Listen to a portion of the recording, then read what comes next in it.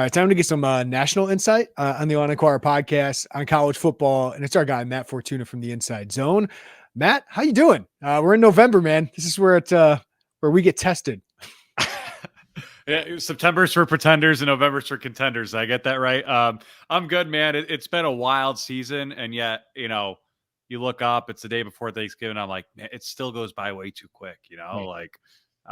Half the teams in the country, they're going to be done after this weekend, and some of them are going to be in the market for new coaches. And it's just, the busy season, I think, for me and you in some ways really starts now. Mm-hmm. But as far as just like the enjoyment of like fall Saturdays, it's always a little bittersweet when you get to this point of the calendar.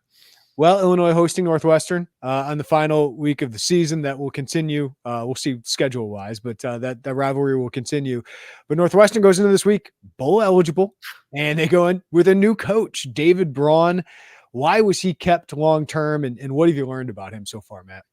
Yeah, Jeremy, I learned a lot. I don't think anyone really knew a whole lot about him. I talked to someone who was not a defensive player later in the season, and I said, what did you know about David Braun, before he became your head coach? He said, I didn't even know who he was. Mm-hmm. And then he said the first thing David Braun did when he got the interim job back in the summer was walk into the meeting room and say, show of hands, how many of you came to Northwestern to play for Pat Fitzgerald? And pretty much every hand went up. And it was like, all right, that's what I thought. And we've got some work to do here, right? Like there's a big trust issue going on with everything at Northwestern from top to bottom. And the way David Braun was able to repair that trust, at least in the locker room, first and foremost was very, very impressive. And then to go out there and win 6 games. I mean, this is a program that, independent of everything that happened off the field, I had very low expectations for, and I think everyone did. I think their over under in Vegas was 3 wins. And even that seemed like a bit of a stretch given that they won just 1 game last season. So, they played much better on offense. They played much looser. And I think what's been lost in all this,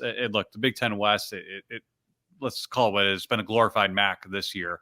But Northwestern, if one of those games, particularly the Iowa game, goes another way, they're in Indy. And Northwestern has gone to 6 wins without their starting quarterback for a big chunk of the season. And we've seen the difference with Ben Bryant under center, and he was not there for that Iowa game or that Nebraska game, both of which were close losses. So it's a team that's played together. It's a team that I think has gotten the most out of its talents, so to speak. And you look back at David Braun, this is a guy who had 0 experience playing or coaching at the FBS level, really at any position whatsoever. And for him to come in there and rally the troops, so to speak, and take them to their best season in at least 3 years is really, really impressive. And when you look at the job too, I mean, let's face it, it's a tough job, again, under normal circumstances. I think there was a sense of, hey, let's not screw this up. We got a guy who wants to be here, who everyone is rallied behind, who's proven he can do it. With a staff he didn't hire either. He's already said, I'm going to hire a defense coordinator. I'm sure he'll make some changes on the offensive side of the ball as well. I think he earned the chance to prove what he can do long-term at this job, which again is a tough job that's going to get even tougher without the Big Ten West next year, and at a program that's going to be homeless for at least the next 2 years after the expected demolition of Ryan Field.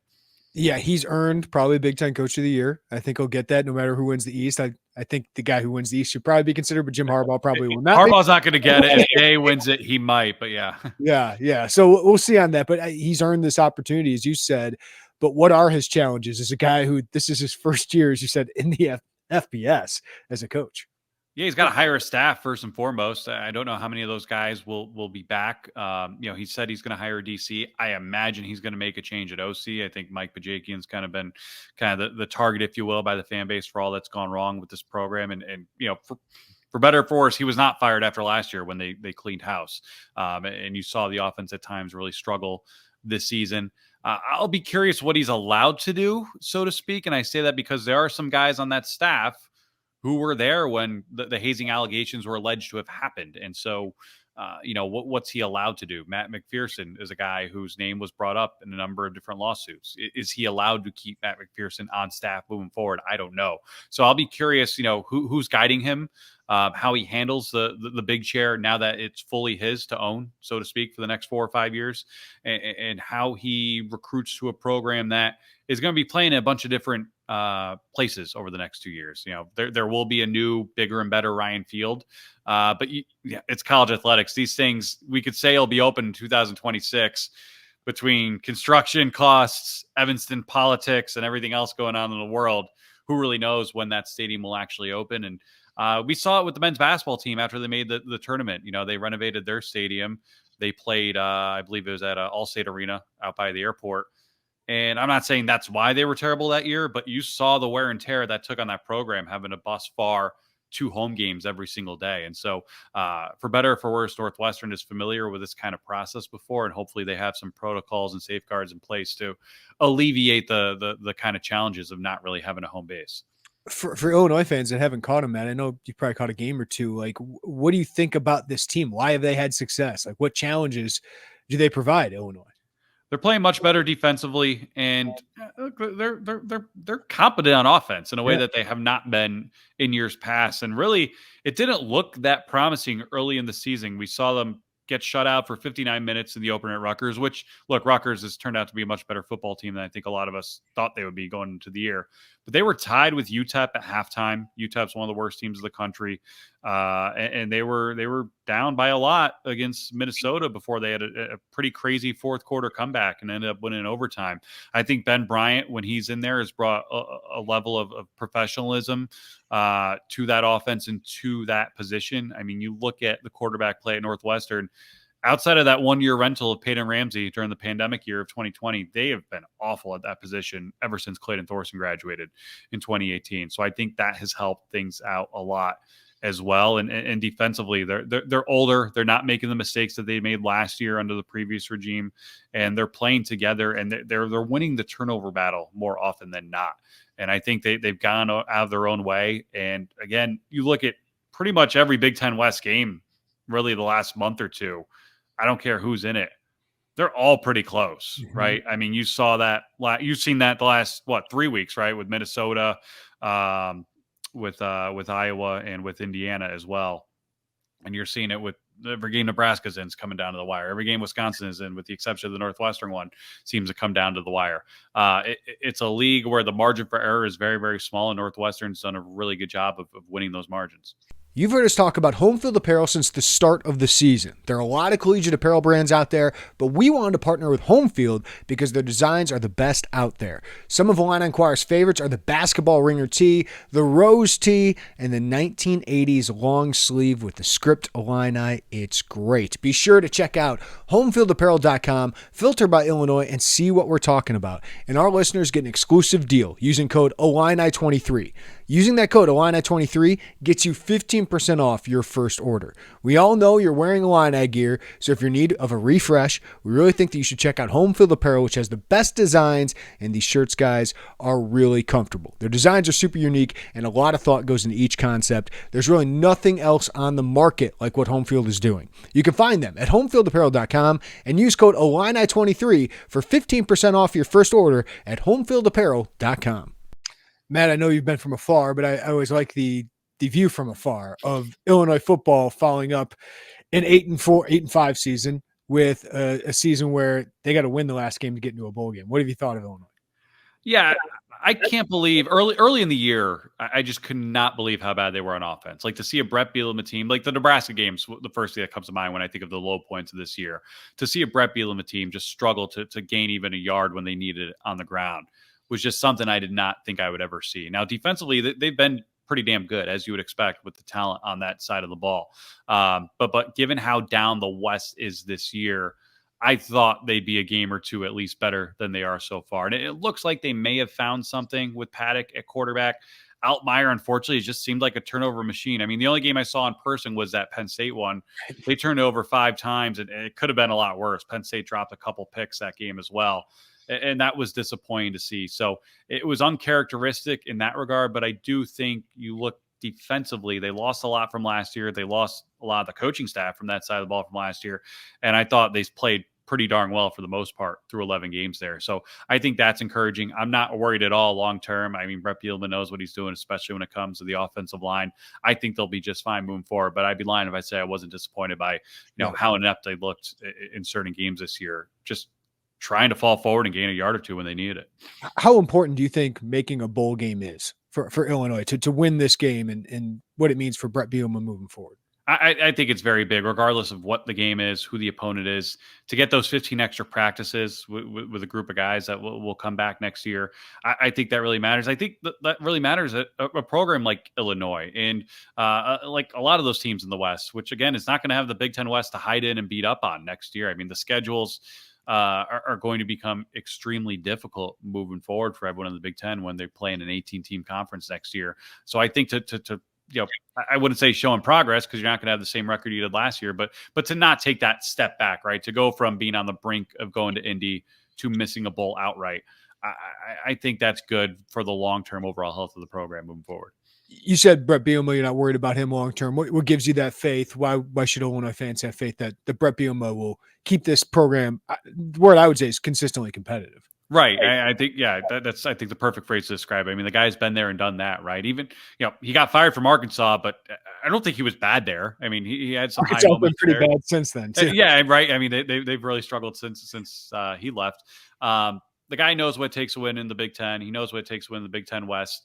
And, I thought when they hired him, this guy is going to stabilize this thing. They should be at least a bowl-ish team every year moving forward.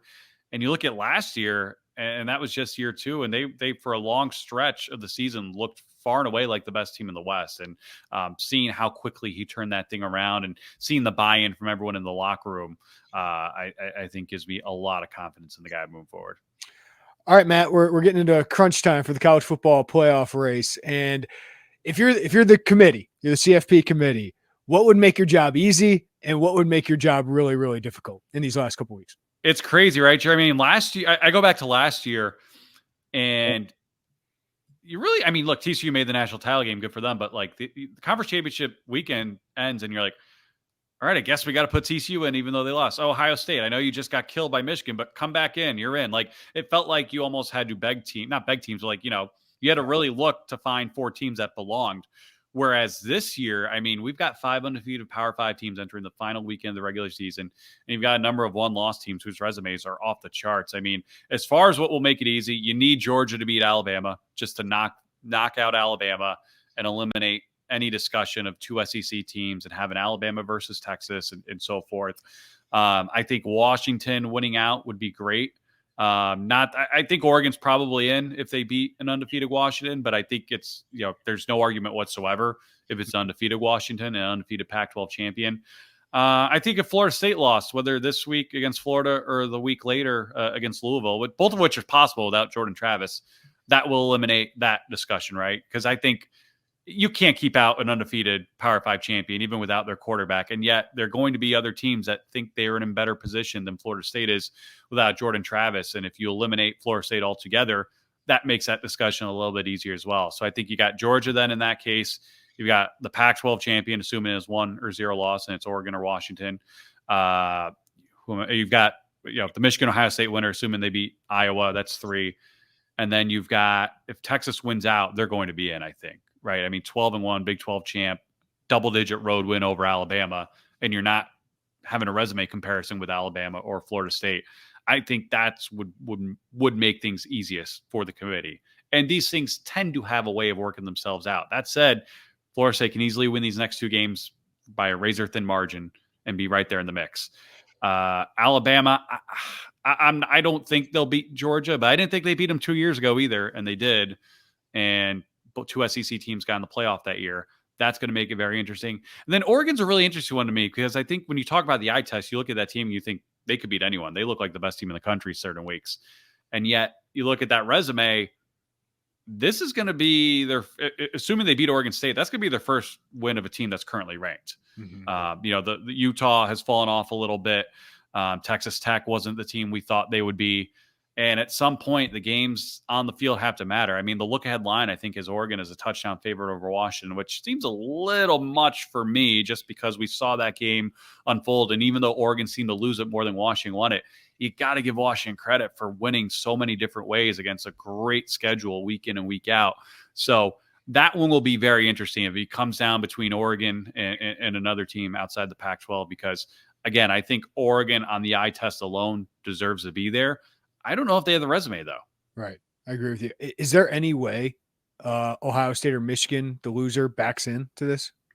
I would say no, but it happened last year, right? And I would think Ohio State has a better chance as a loser just because they had that non-conference win over Notre Dame, whereas Michigan essentially punted on their non-conference schedule altogether. I think if they lose, they're out altogether. If it's going to be one team, I think it would be Ohio State, but you're going to need complete chaos happening everywhere in order for that to happen. And it could happen. It has happened before. But there's 8 or 9 teams now entering the final regular season weekend that have a legitimate shot of making the 14 playoff, which, to extrapolate to next year, you can only imagine how crazy it's going to be when we're probably talking about 20 teams entering the final weekend with a chance to make it. It's firing season, Matt, and we've seen several jobs open up already. I would imagine Texas A&M, probably the top job, Michigan State up there as well. What do you make of this carousel so far? Yeah, I know A&M has not won anything of note in about 25 years. That being said, if you're going to get paid $77 million in a worst case scenario to not work, you can't convince me that's not a great job. Like, there are good coaches there who will say, sign me up for that immediately. Right now, and again, I say right now, it doesn't look like it will be as busy as recent years have been. I mean, it took until Texas A&M fired Jimbo Fisher a little more than a week ago to have an in-season firing for performance-related reasons, which is pretty crazy. It had been at least a decade since we've gone that long without any in-season firings.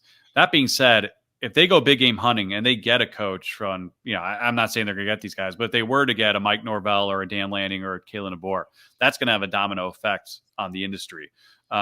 Look, Michigan is a wild card because they've got a great head coach who's going to have been suspended for half of this season, is going to be under NCAA investigation, and it was tried to get an NFL job each of the last 2 years.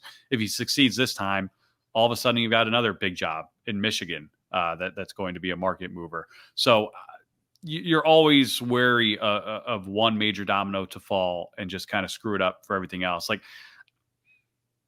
I don't think Ohio State's in the business of firing coaches, but if Ryan Day loses Tron Moore, life's going to be very, very miserable for him in Columbus outside of his $10 million a year salary, right? Does he say, hey, you know what? I'm a New England guy and Bill Belichick's going to retire, get fired. Am I going to go back home and become the head coach of the Patriots? That's easier said than done. But that's one of those chaotic scenarios I look at where I think, okay, if Ohio State opens, do they then hire Marcus Freeman? And then does Notre Dame open? And then, it's just, you can play this game on and on. But right now, again, Michigan's such a wild card. It's hard to forecast what's going to happen there. But right now, it's stabler than it's been at this time of the year in recent years. How good is that Michigan State job?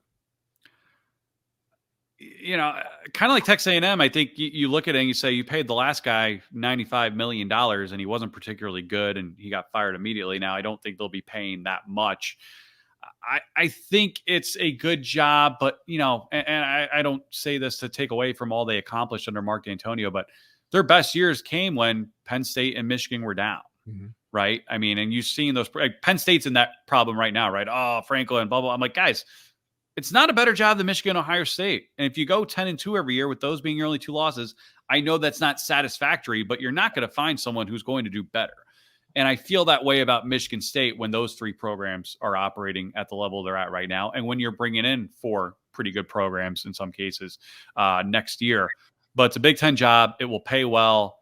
And in the 12-team playoff era, I think, if you get the right guy there, you can compete for playoff berths more years than not. So I do think it's a really good job. That being said, it's a top 10 Big Ten job. I don't know if it's a top 7 Big Ten job with the new Big Ten, right? And yet it's Big Ten, it's SEC, and it's everyone else when it comes to good jobs.